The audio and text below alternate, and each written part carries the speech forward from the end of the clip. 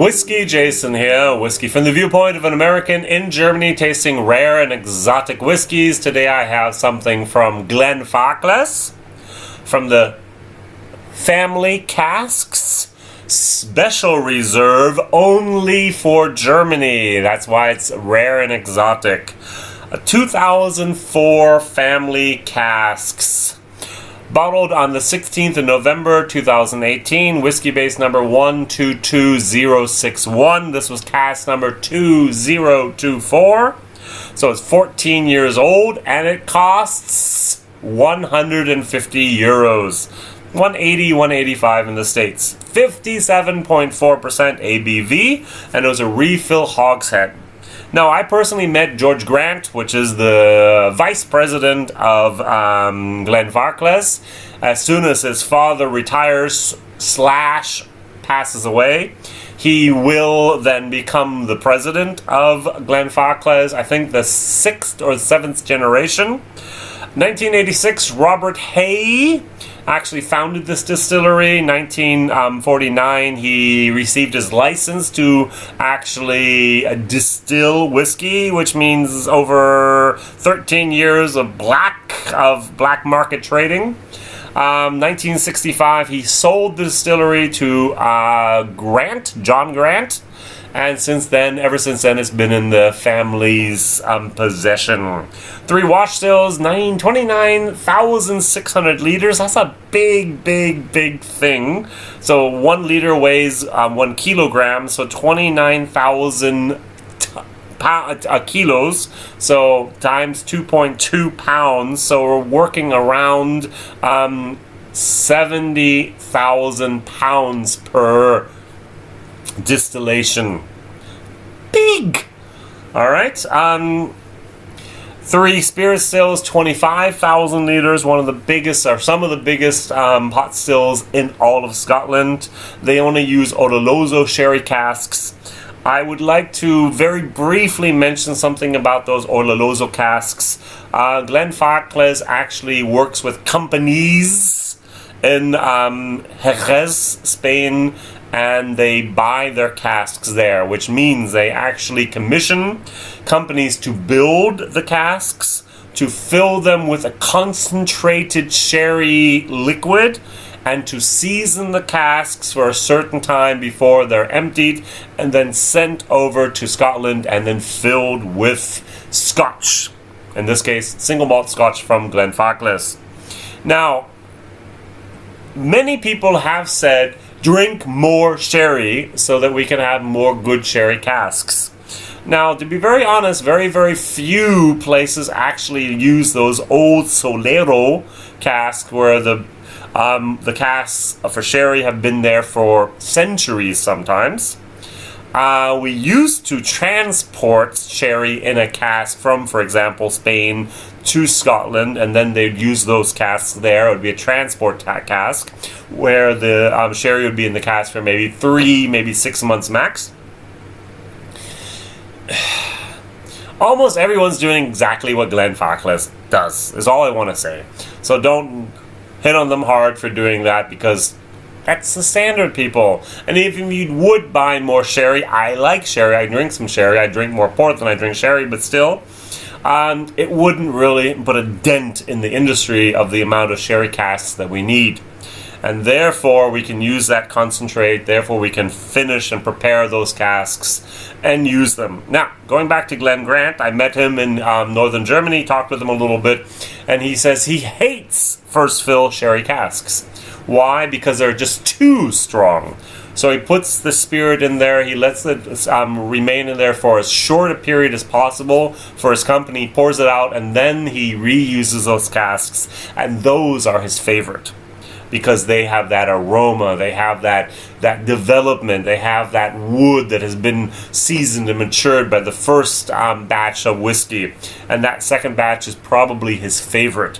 And they are still considered a sherry bomb. Whoops, I forgot to pour something. I had wanted to be talking the entire time where this developed in the glass. But, for example, I only smell raisins. I only smell a little bit of orange peel, and I only have a little bit of dark chocolate. But I have the sherry, the Ortolozzo sherry bomb, even though this is a refill hogshead. Hogshead, you take normally a barrel of a bourbon barrel, 200, and then you add a few more staves and you get a 250 liter hogshead. If you actually create the barrel, then in Spain, Jerez, you can create that for the very beginning and just keep it that size. So it's a good size barrel to use here. 14 years old, 57.4%, 14 years old. One of 275 bottles just for Germany. This is just a fantastic, fantastic whiskey. This is a whiskey that I'm in the winter time. I'm sitting in my chair in front of the fireplace and just nosing, nipping, nosing, nipping. An hour later, I'm still nosing, nipping, and enjoying this whiskey. This is fabulous. Now, the price, 150 euros, 180, $85, is steep, to be honest. But this is an awesome whiskey.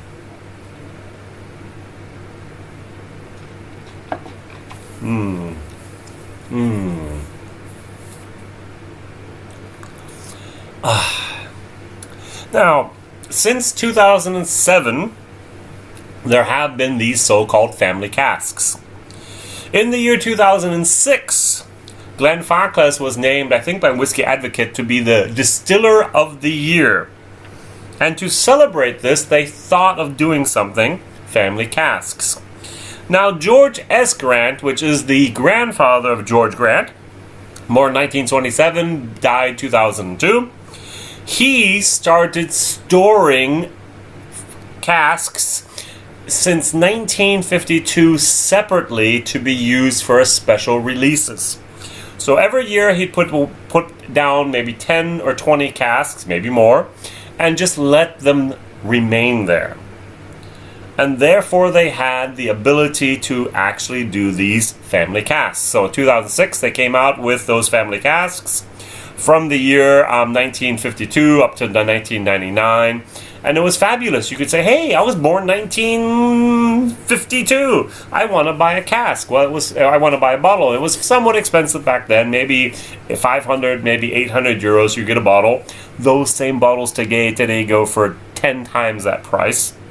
Wow. But you could do that. And of course, every year they've been extending it. Now we have a 2004 family casks, and we have this just for Germany, which is a very, very nice thing.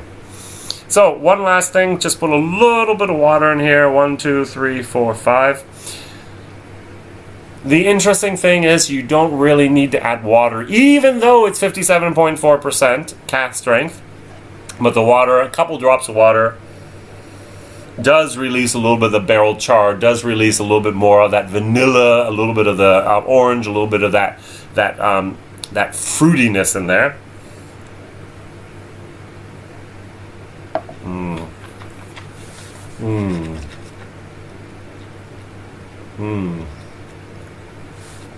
Just coat your mouth, sherry bomb, excellent.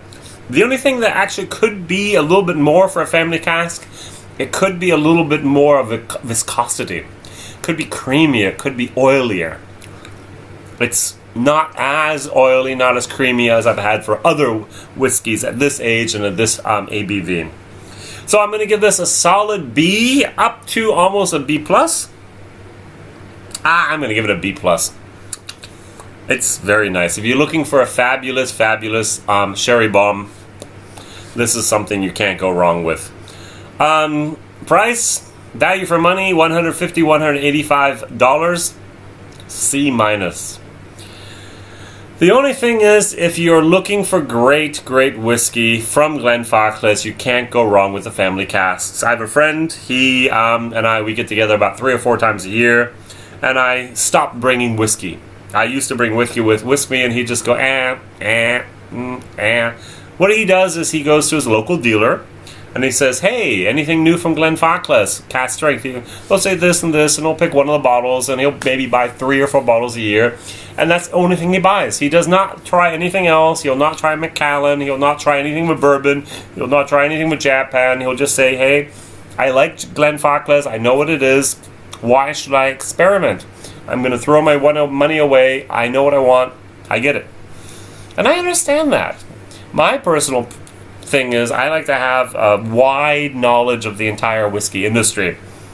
Bourbons, Irish, Scotch, European whiskey, world whiskeys, Asians, even South African whiskeys and so on. I want to try them all. Impossible task, but I'm trying. My question of the day is, what Glenfarclas expression was your best so far? If you're looking for something cheap but nice, Glenfarclas 105 is very, very good. I recently, 6 months ago, had a Glenfarclas 10-year-old 105. That was so good. I've had the 22-year-old, I've had the 23-year-old. That 10-year-old was such a delicious monster of sherry. Good. Alright, good. WhiskyJason here. Please like, please subscribe, please tell others about this crazy American in Germany tasting only whiskey that you'll probably never see, rare and exotic. For example, one of 275 bottles just for Germany from Glenfarclas. Thank you very much for watching. Mondays, Wednesdays, and Fridays, my videos come out. All the best. Bye-bye.